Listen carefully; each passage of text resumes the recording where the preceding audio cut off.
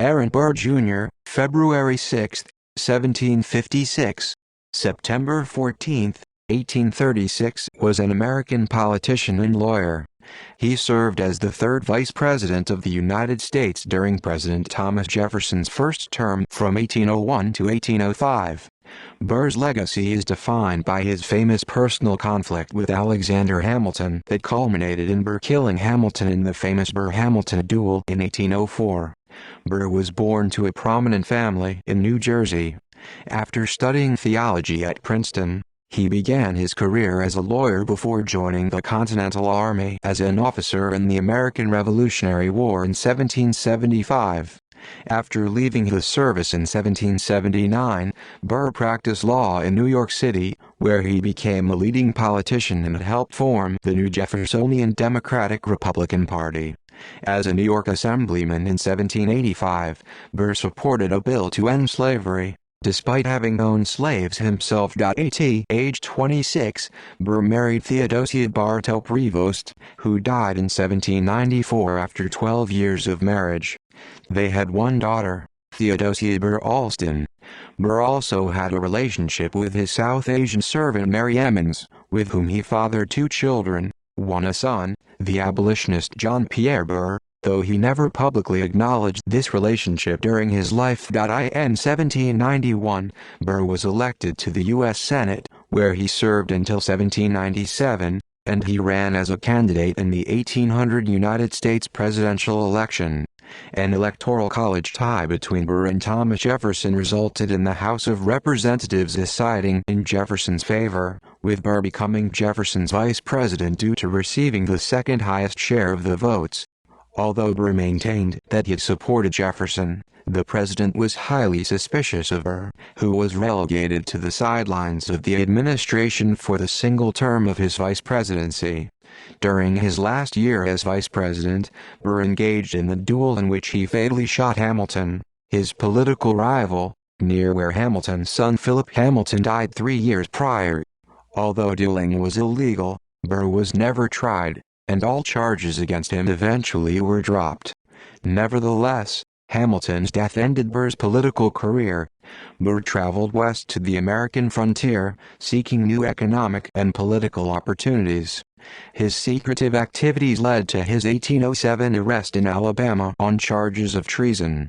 He was brought to trial more than once for what became known as the Burr Conspiracy, an alleged plot to create an independent country led by Burr, but was acquitted each time. With large debts and few influential friends, Burr left the United States to live as an expatriate in Europe. He returned in 1812 and resumed practicing law in New York City. A brief second marriage at age 77 resulted in divorce and further scandal. Handicapped by a stroke and financially ruined, Burr died at a boarding house in 1836. Life. Early life. Aaron Burr Jr. was born in 1756 in Newark, New Jersey, as the second child of the Reverend Aaron Burr Sr., a Presbyterian minister and second president of the College of New Jersey, which became Princeton University. His mother Esther Edwards Burr was the daughter of noted theologian Jonathan Edwards and his wife Sarah. Burr had an older sister Sarah, Sally, who was named for her maternal grandmother. She married Tapping Reeve, founder of the Litchfield Law School in Litchfield, Connecticut. Burr's father died in 1757 while serving as president of the college at Princeton. Burr's grandfather, Jonathan Edwards, succeeded Burr's father as president and came to live with Burr and his mother in December 1757. Edwards died in March 1758 and Burr's mother and grandmother also died within the year, leaving Burr and his sister orphans when he was 2 years old. Young Aaron and Sally were then placed with the William Shippen family in Philadelphia. In 1759, the children's guardianship was assumed by their 21-year-old maternal uncle Timothy Edwards. The next year, Edwards married Rhoda Ogden and moved the family to Elizabeth, New Jersey. Burr had a very strained relationship with his uncle, who was often physically abusive.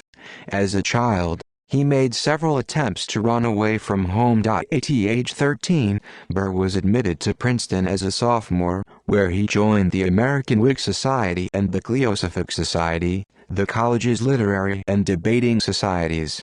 In 1772, he received his Bachelor of Arts degree at age 16, but continued studying theology at Princeton for an additional year. He then undertook rigorous theological training with Joseph Bellamy, a Presbyterian, but changed his career path after 2 years. At age 19, he moved to Connecticut to study law with his brother-in-law Tapping Reeve. In 1775, news reached Litchfield of the clashes with British troops at Lexington and Concord, and Burr put his studies on hold to enlist in the Continental Army. Revolutionary War. During the American Revolutionary War, Burr took part in Colonel Benedict Arnold's expedition to Quebec, an arduous trek of more than 300 miles, 480 kilometers, through the frontier of Maine. Arnold was impressed by Burr's great spirit and resolution during the long march.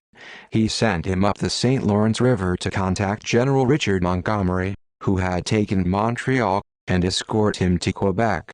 Montgomery then promoted Burr to captain and made him an aide-de-camp.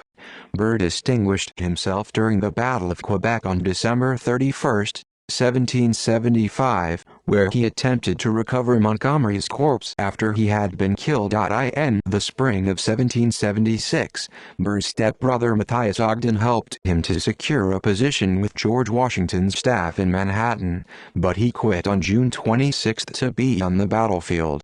General Israel Putnam took Burr under his wing, and Burr saved an entire brigade from capture after the British landing in Manhattan by his vigilance in the retreat from Lower Manhattan to Harlem. Washington failed to commend his actions in the next day's general orders, which was the fastest way to obtain a promotion. Burr was already a nationally known hero, but he never received a commendation. According to Ogden, he was infuriated by the incident, which may have led to the eventual estrangement between him and Washington. Nevertheless, Burr defended Washington's decision to evacuate New York as a necessary consequence. It was not until the 1790s that the two men found themselves on opposite sides in politics. Burr was briefly posted in Kingsbridge during 1776, at which time he was charged with protecting 14-year-old Margaret Moncrieff, the daughter of Staten Island-based British Major Thomas Moncrieff. Miss Moncrieff was in Manhattan, behind enemy lines, and Major Moncrieff asked Washington to ensure her safe return there.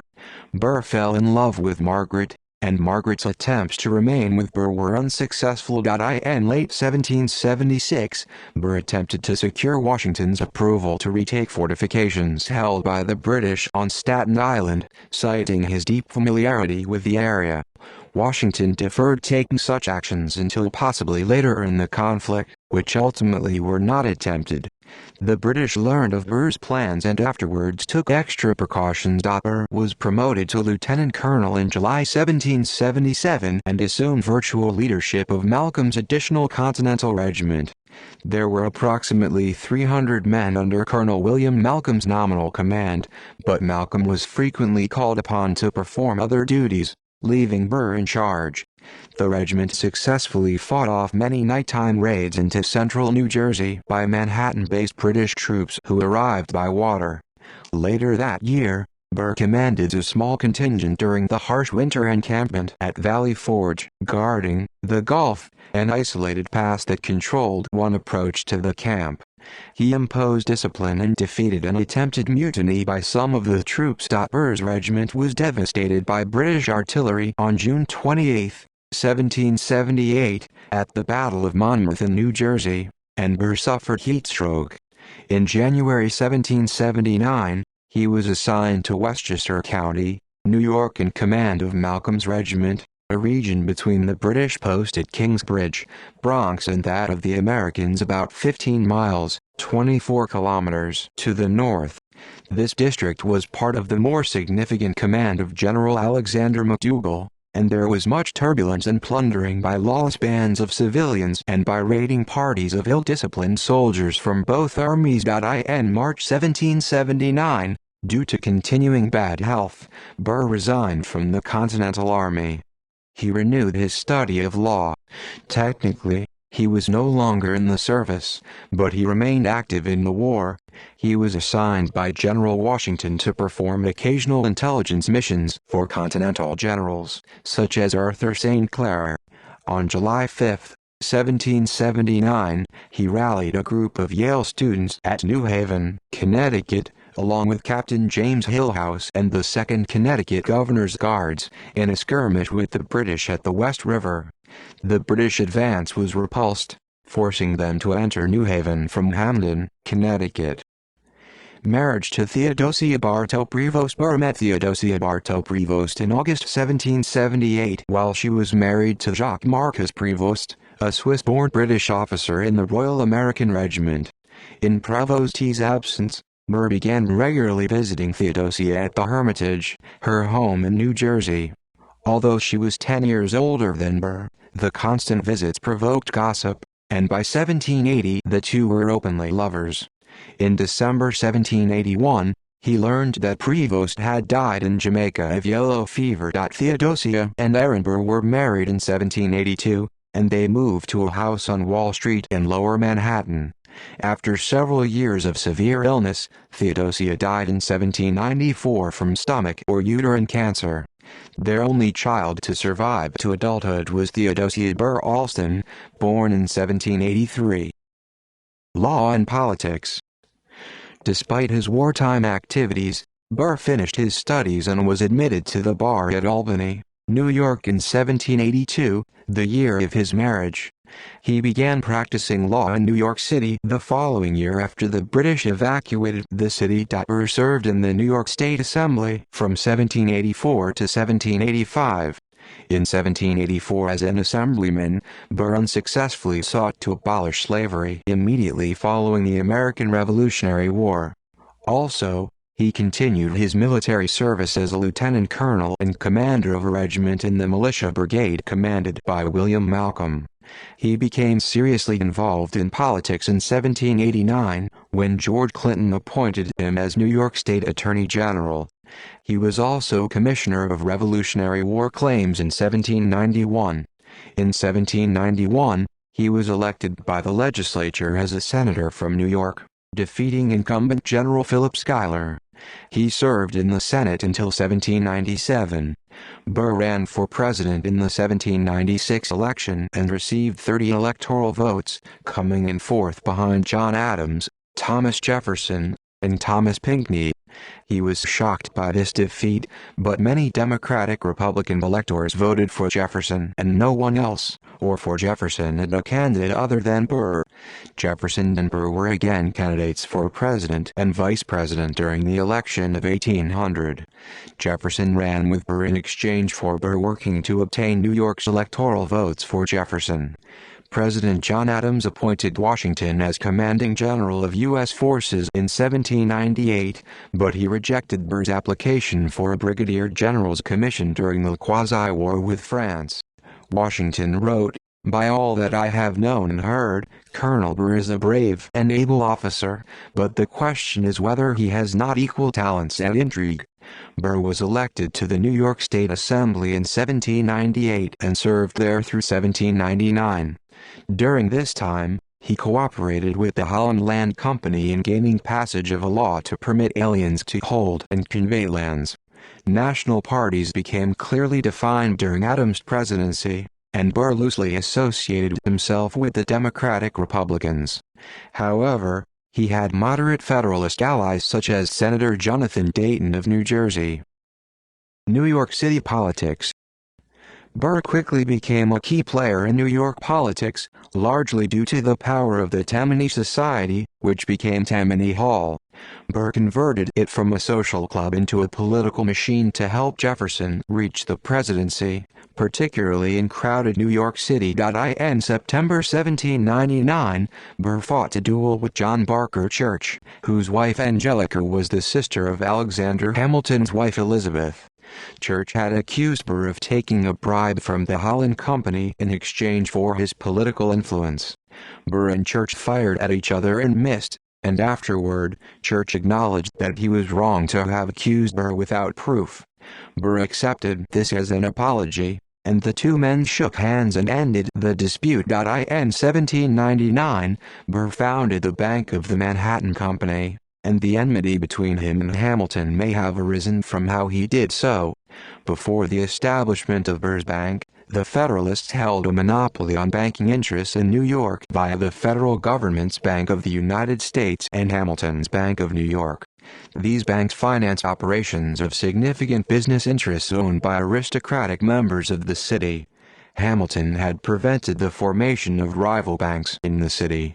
Small businessmen relied on tontines to buy property and establish a voting voice. At this time, voting was based upon property rights.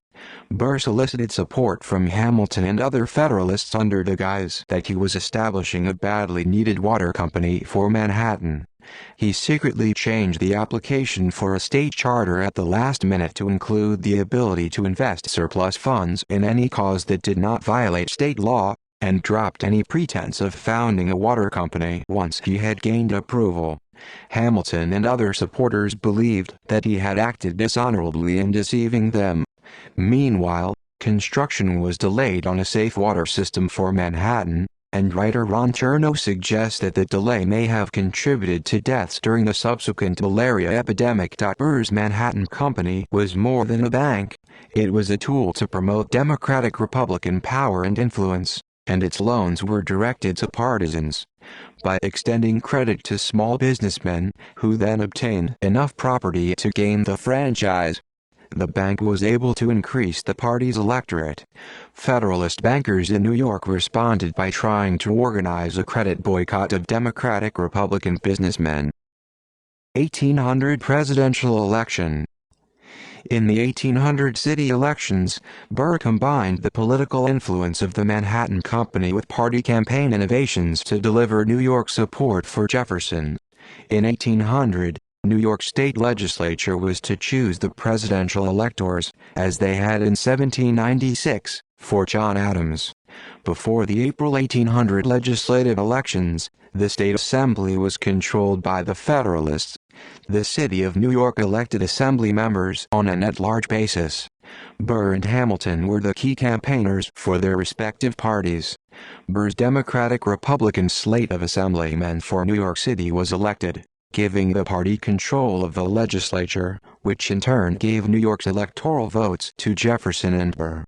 This drove another wedge between Hamilton and Burr. Burr enlisted the help of Tammany Hall to win the voting for selection of Electoral College delegates.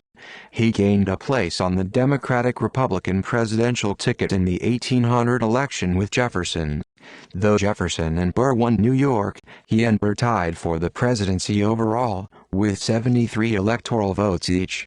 Members of the Democratic-Republican Party understood they intended that Jefferson should be president and Burr vice president, but the tied vote required that the final choice be made by the House of Representatives, with each of the 16 states having one vote, and 9 votes needed for an election. Publicly, Burr remained quiet and refused to surrender the presidency to Jefferson, the great enemy of the Federalists. Rumors circulated that Burr and a faction of Federalists were encouraging Republican representatives to vote for him, blocking Jefferson's election in the House. However, solid evidence of such a conspiracy was lacking, and historians generally gave Burr the benefit of the doubt. In 2011, however, historian Thomas Baker discovered a previously unknown letter from William P. Van Ness to Edward Livingston, two leading Democratic Republicans in New York. Van Ness was very close to Burr, serving as his second in the next duel with Hamilton. As a leading Democratic Republican, Van Ness secretly supported the Federalist plan to elect Burr as president and tried to get Livingston to join. Livingston agreed at first, then reversed himself. Baker argues that Burr probably supported the Van Ness plan. There is a compelling pattern of circumstantial evidence, much of it newly discovered, that strongly suggests Aaron Burr did exactly that as part of a stealth campaign to compass the presidency for himself. The attempt did not work, due partly to Livingston's reversal, but more to Hamilton's vigorous opposition to Burr. Jefferson was elected president, and Burr vice president. Vice Presidency. Jefferson never trusted Burr. He was effectively shut out of party matters. As vice president, Burr earned praise from some enemies for his even-handed fairness and his judicial manner as president of the Senate. He fostered some practices for that office that have become time-honored traditions. Burr's judicial manner in presiding over the impeachment trial of Justice Samuel Chase has been credited as helping to preserve the principle of judicial independence that was established by Marbury v. Madison in 1803. One newspaper wrote that Burr had conducted the proceedings with the impartiality of an angel, but with the rigor of a devil. Burr's farewell speech on March 2, 1805 moved some of his harshest critics in the Senate to tears. But the 20-minute speech was never recorded in full, and has been preserved only in short quotes and descriptions of the address, which defended the United States of America's system of government.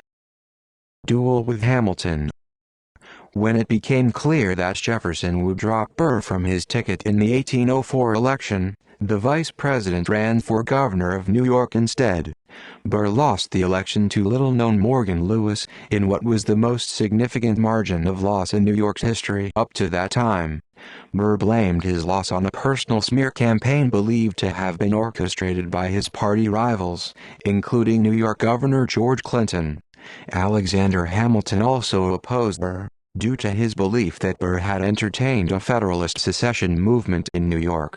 In April, the Albany Register published a letter from Dr. Charles D. Cooper to Philip Schuyler, which relayed Hamilton's judgment that Burr was a dangerous man and one who ought not to be trusted with the reins of government, and claiming to know of a still more despicable opinion which General Hamilton has expressed of Mr. Burr.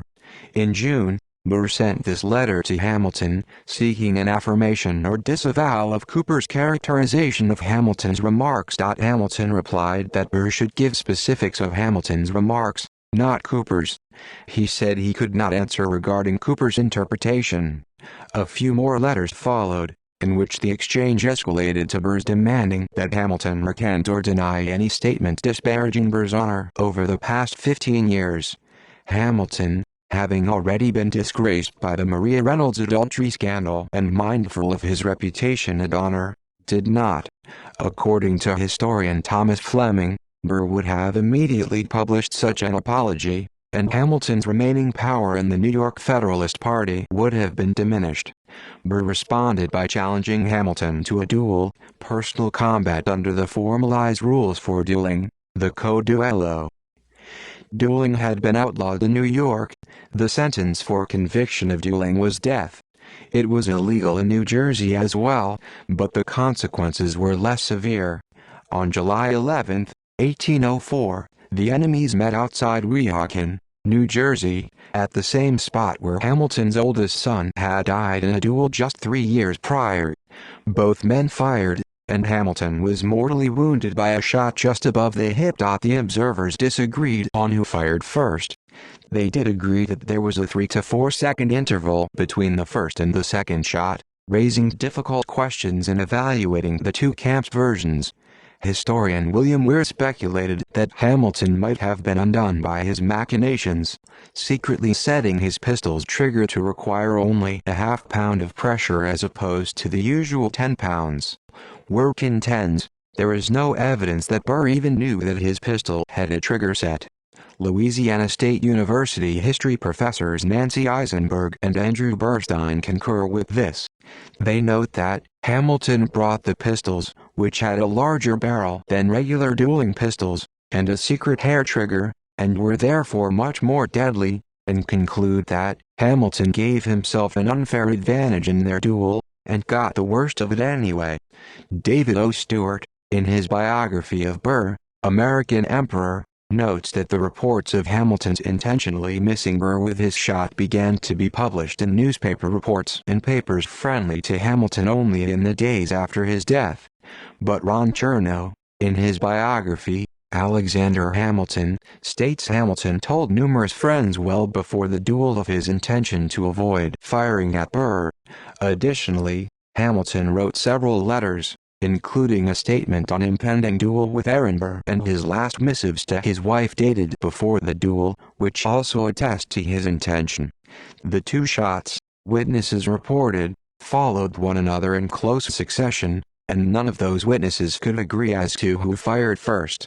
Before the duel proper, Hamilton took a good deal of time getting used to the feel and weight of the pistol, which had been used in the duel at the same Weehawken site in which his 19-year-old son had been killed, as well as putting on his glasses to see his opponent more clearly.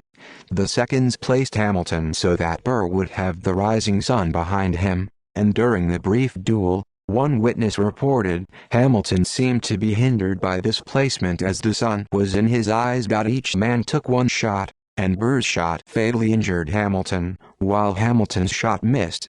Burr's bullet entered Hamilton's abdomen above his right hip, piercing Hamilton's liver and spine. Hamilton was evacuated to the Manhattan home of a friend, William Burr Jr., where he and his family received visitors including Episcopal Bishop Benjamin Moore, who gave Hamilton Holy Communion.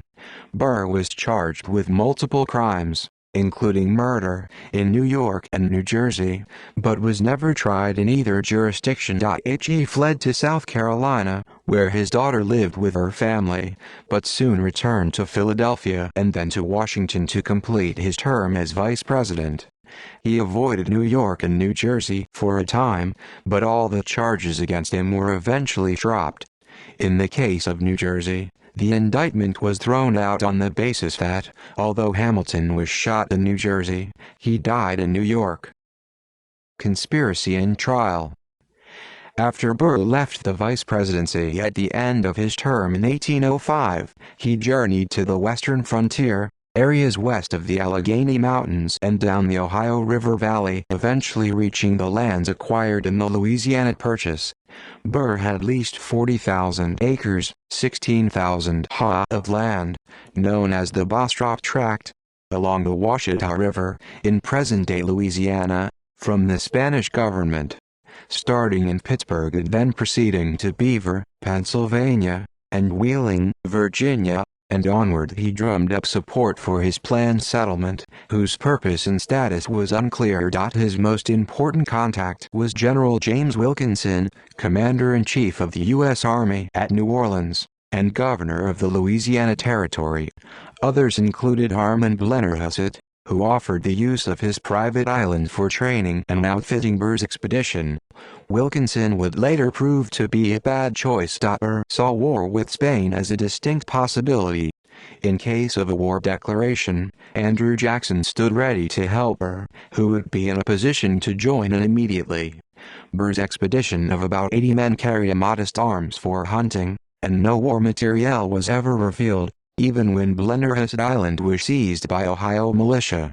The aim of his conspiracy, he always avowed, was that if he settled there with a large group of armed farmers and war broke out, he would have a force with which to fight and claim land for himself, thus recouping his fortunes.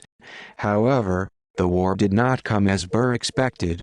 The 1819 Adams-Onis Treaty secured Florida for the United States without a fight, and war in Texas did not occur until 1836, the year Burr died. After a near incident with Spanish forces at Natchitoches, Wilkinson decided he could best serve his conflicting interests by betraying Burr's plans to President Jefferson and his Spanish paymasters. Jefferson issued an order for Burr's arrest, declaring him a traitor before any indictment. Burr read this in a newspaper in the territory of Orleans on January 10, 1807. Jefferson's warrant put federal agents on his trail. Burr twice turned himself into federal authorities, and both times judges found his actions legal and released him. Jefferson's warrant, however, followed Burr, who fled toward Spanish Florida. He was intercepted at Wakefield, in Mississippi Territory, now in the state of Alabama, on February 19, 1807. He was confined to Fort Stoddart after being arrested on charges of treason. Burr's secret correspondence with Anthony Marion, the Marquis of Casarujo, the British and Spanish ministers at Washington, was eventually revealed, He had tried to secure money and to conceal his true designs, which was to help Mexico overthrow Spanish power in the Southwest. Burr intended to found a dynasty in what would have become former Mexican territory. This was a misdemeanor, based on the Neutrality Act of 1794, which Congress passed to block filibuster expeditions against U.S. neighbors, such as those of George Rogers Clark and William Blount. Jefferson, however, sought the highest charges against Burr. In 1807, Burr was brought to trial on a charge of treason before the United States Circuit Court at Richmond, Virginia. His defense lawyers included Edmund Randolph, John Wickham, Luther Martin, and Benjamin Gaines Butts. Burr had been arraigned 4 times for treason before a grand jury indicted him. The only physical evidence presented to the grand jury was Wilkinson's so-called letter from Burr, which proposed the idea of stealing land in the Louisiana Purchase. During the jury's examination, the court discovered that the letter was written in Wilkinson's handwriting. He said he had made a copy because he had lost the original. The grand jury threw the letter out as evidence, and the news made a laughingstock of the general for the rest of the proceedings. The trial, presided over by Chief Justice of the United States John Marshall, began on August 3. Article 3, Section 3 of the United States Constitution requires that treason either be admitted in open court, or proven by an overt act witnessed by 2 people. Since no 2 witnesses came forward, Burr was acquitted on September 1, despite the full force of the Jefferson administration's political influence thrown against him. Burr was immediately tried on a misdemeanor charge and was again acquitted. Given that Jefferson was using his influence as president to obtain a conviction, the trial was a major test of the Constitution and the concept of separation of powers. Jefferson challenged the authority of the Supreme Court, specifically Chief Justice Marshall, an Adams appointee who clashed with Jefferson over John Adams' last-minute judicial appointments. Jefferson believed that Burr's treason was obvious. Burr sent a letter to Jefferson in which he stated that he could do Jefferson much harm. The case, as tried, was decided on whether Aaron Burr was present at certain events at certain times and in certain capacities. Thomas Jefferson used all of his influence to get Marshall to convict, but Marshall was not swayed. Historians Nancy Eisenberg and Andrew Burstein write that Burr was not guilty of treason, nor was he ever convicted, because there was no evidence, not one credible piece of testimony, and the star witness for the prosecution had to admit that he had doctored a letter implicating Burr. David O. Stewart, on the other hand, insists that while Burr was not explicitly guilty of treason, according to Marshall's definition, evidence exists that links him to treasonous crimes. For example, Ballman admitted to Jefferson during an interrogation that Burr planned to raise an army and invade Mexico. He said that Burr believed that he should be Mexico's monarch, as a Republican government was not right for the Mexican people. Many historians believe the extent of Burr's involvement may never be known. Exile and return. By the conclusion of his trial for treason, despite an acquittal, all of Burr's hopes for a political comeback had been dashed, and he fled America and his creditors for Europe. Dr. David Hosack, Hamilton's physician and a friend to both Hamilton and Burr, loaned Burr money for passage on a ship. Burr lived in self-imposed exile from 1808 to 1812, passing most of this period in England, where he occupied a house on Craven Street in London. He became a good friend, even confidant, of the English utilitarian philosopher Jeremy Bentham, and on occasion lived at Bentham's home. He also spent time in Scotland, Denmark, Sweden, Germany, and France. Ever hopeful, he solicited funding for renewing his plans for a conquest of Mexico but was rebuffed. He was ordered out of England and Emperor Napoleon of France refused to receive him. However, one of his ministers held an interview concerning Burr's goals for Spanish Florida or the British possessions in the Caribbean. After returning from Europe, Burr used the surname Edwards, his mother's maiden name, for a while to avoid creditors. With help from old friends Samuel Swartzwout and Matthew L. Davis, Burr returned to New York and his law practice. Later he helped the heirs of the Eden family in a financial lawsuit. By the early 1820s, the remaining members of the Eden household, Eden's widow and two daughters, had become a surrogate family to Burr. Later life and death. Despite financial setbacks, after returning, Burr lived out the remainder of his life in New York in relative peace until 1833.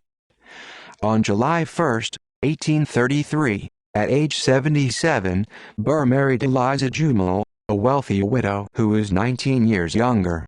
They lived together briefly at her residence, which she had acquired with her first husband, the Morris Jumel Mansion in the Washington Heights neighborhood in Manhattan. Listed on the National Register of Historic Places, it is now preserved and open to the public. Soon after the marriage, she realized her fortune was dwindling due to Burr's land speculation losses. She separated from Burr after 4 months of marriage. For her divorce lawyer, she chose Alexander Hamilton Jr., and the divorce was officially completed on September 14, 1836, coincidentally the day of Burr's death. Burr suffered a debilitating stroke in 1834, which rendered him immobile. On September 14, 1836, Burr died on Staten Island in the village of Port Richmond, in a boarding house that later became known as the St. James Hotel. He was buried near his father in Princeton, New Jersey. Personal life. In addition to his daughter Theodosia, Burr was the father of at least 3 other biological children, and he adopted 2 sons. Burr also acted as a parent to his 2 stepsons by his wife's first marriage, and he became a mentor or guardian to several proteges who lived in his home.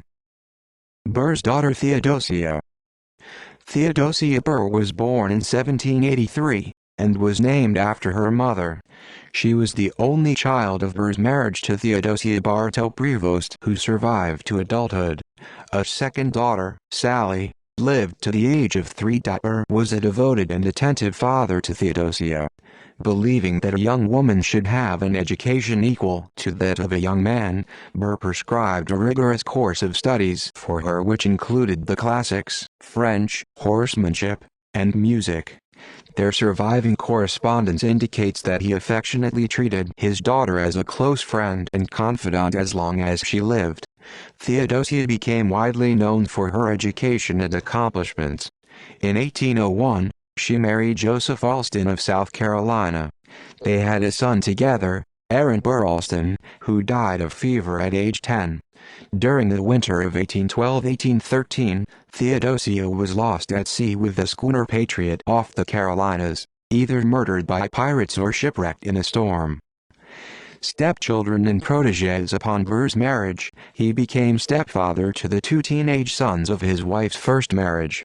Augustine James Frederick Prevost, called Frederick, and John Bartoprivo had both joined their father in the Royal American Regiment in December 1780, at the ages of 16 and 14. When they returned in 1783 to become citizens of the United States, Burr acted as a father to them. He assumed responsibility for their education, gave both of them clerkships in his law office, and frequently was accompanied by one of them as an assistant when he traveled on business.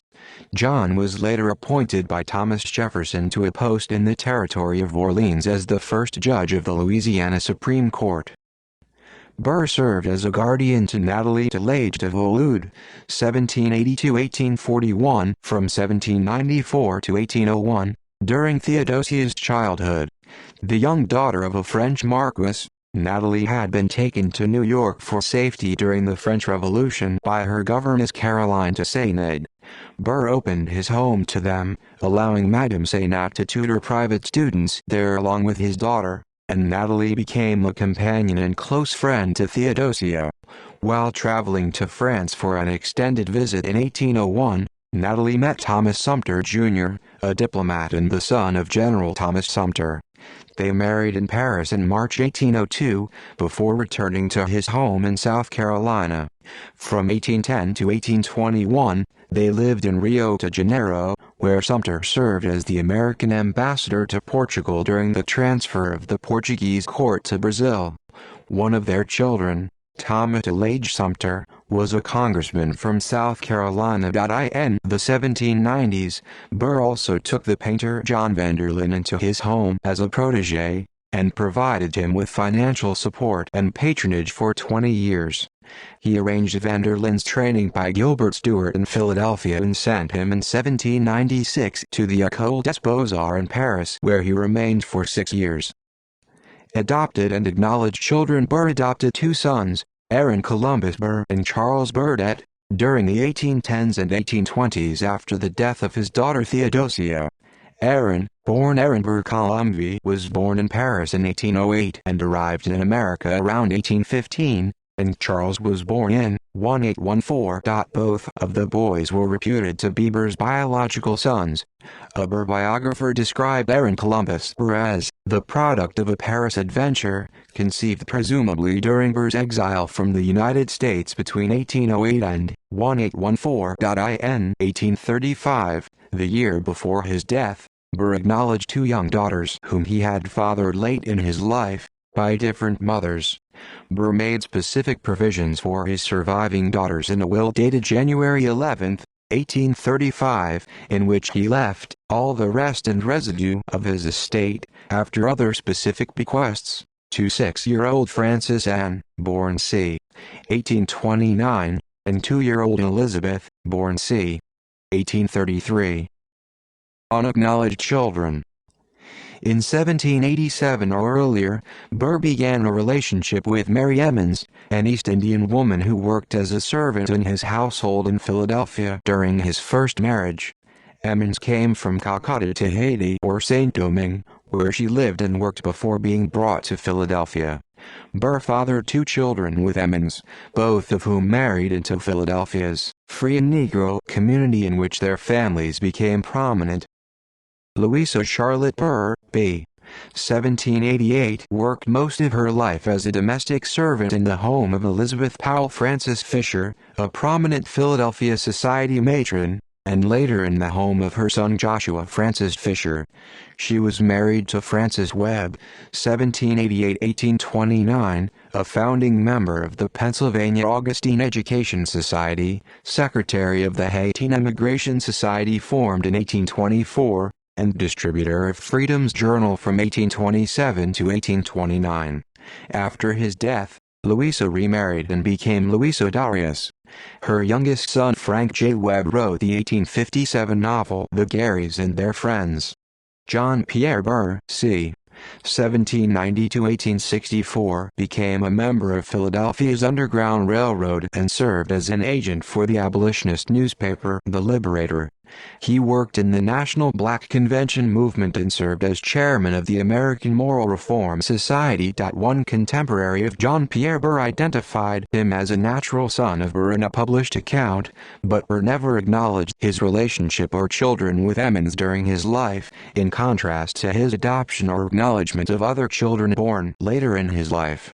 It is clear from letters, however, that Burr's 3 children, Theodosia, Louisa Charlotte, and John Pierre, developed a relationship that persisted to their adult life. In 2018, Louisa and John were acknowledged by the Aaron Burr Association as the children of Burr, after Sherry Burr, a descendant of John Pierre, provided both documentary evidence and results of a DNA test to confirm a familial link between descendants of Burr and descendants of John Pierre. The association installed a headstone at John Pierre's grave to mark his ancestry. Stuart Fisk Johnson, the president of the association, commented, "A few people didn't want to go into it because Aaron's first wife, Theodosia, was still alive and dying of cancer, but the embarrassment is not as important as it is to acknowledge and embrace actual living, robust, accomplished children."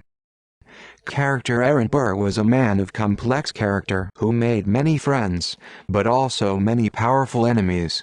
He was indicted for murder after the death of Hamilton, but never prosecuted.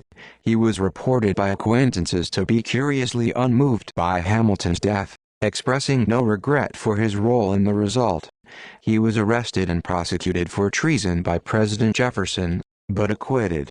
Contemporaries often remained suspicious of Burr's motives to the end of his life, continuing to view him as untrustworthy at least since his role in the founding of the Bank of Manhattan. In his later years in New York, Burr provided money and education for several children, some of whom were reputed to be his natural children.